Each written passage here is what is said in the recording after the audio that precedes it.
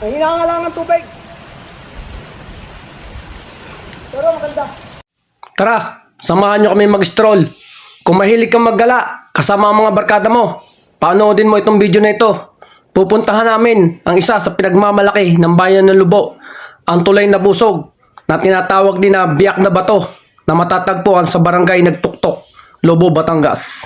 Sabi ng mga nakakapunta doon, may makikita daw na malaking footprints na higante, nakadasto sa pader na bato. Mayroong madadaanan na makipot, kasya lang ang motor, kaya ingat lang sa pagdadrive.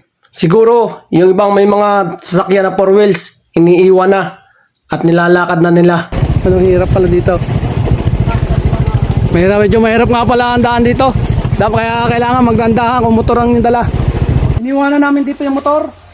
Dahil dito, hindi na kayanin ng motor. Kailangan natin maglakad papunta sa tulay na busog. Naglakad na kami. Kay Nita, nung kami nagpunta dito, tagaktak naman na yung pawis. Dahil pa ka nag-jogging. May nadaanan kaming ilog. Tinawid namin. Hindi naman kalaliman ng tubig. Mababaw laang. Siguro kababaha laang dahil malabo ang tubig.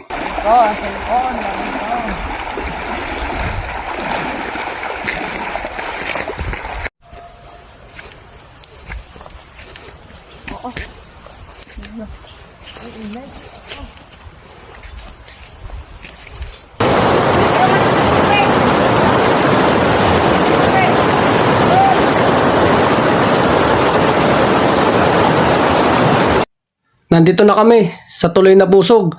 May nakita kaming poles pero mahina ang daloy ng tubig. Sana lumakas pa para magandang tingnan.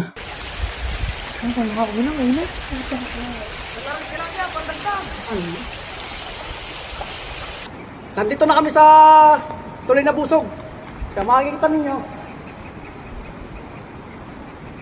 Yun yung malaking footprints.